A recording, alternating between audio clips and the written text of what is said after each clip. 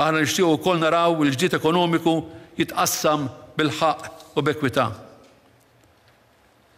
Aħna nixtiequ li kulħadd jitqies indaqs u kulħadd igawdi l-istess drittijiet u rispetti. Aħna nixtiequ naraw il-futur fejn infittxu aktar dak li jgħaqqadna milli dak li jifridna. Aħna nixtiequ naraw futur fejn ħarsu l-qudiem fiduċja qawwija f'xulxin. Din hi r-Repubblika ta' Malta li nixtieq nara tiżviluppa matul is-snin ġejjin. Dawn huma l-isfidi li għandna qudiemna bħala poplu sovran u responsabbli. Viva Malta Repubblika! Dan kien il-messaġġ tal-President ta' Malta George Vella fid-diskors tiegħu f'Jum ir-Repubblika.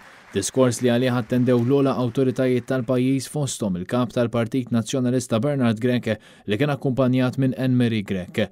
U hekk kif fadal ftit xhur għall-elezzjoni ġenerali, dan kien il-messaġġ tal-President ta' Malta. Nawgura li dawn l-istrutturi kostituzzjonali li għandhom l-obbligu li jaraw li l-proċess elettorali jitmexxa b'mod demokratiku bħalma ġara fil-passat, iserħu ras il-poplu li dan iseħħ.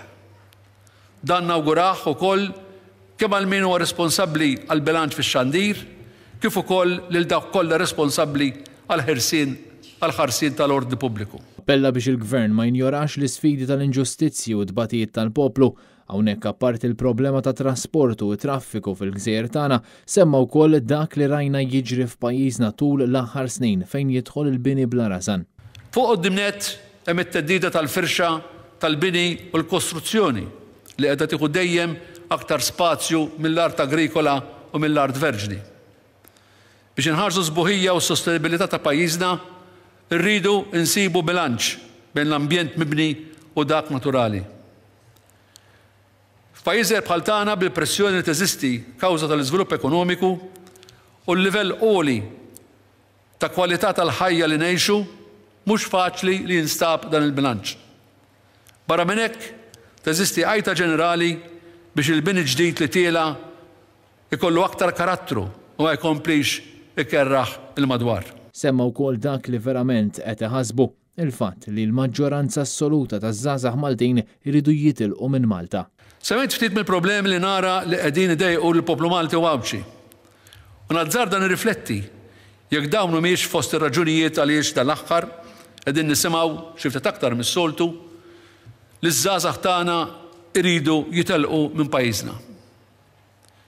Aħbar bħal din li bħala kap ta' stat tweġġani ħafna. George Vella fetaħ id-diskors tiegħu billi spjega li bħala President tar-Repubblika hu għandu poteri eżekuttivi limitati u għalhekk iħoss li dak li jgħid u dak li jsuġġerixxi waqt konsultazzjonijiet siekta ikollu valur aktar bħala parir li jġor miegħu konsiderazzjonijiet u ħsibiet meqjusa milli bl-istennija li dak li jgħid jiġi b'xi mod rifless awtomatikament f'xi leġiżlazzjoni.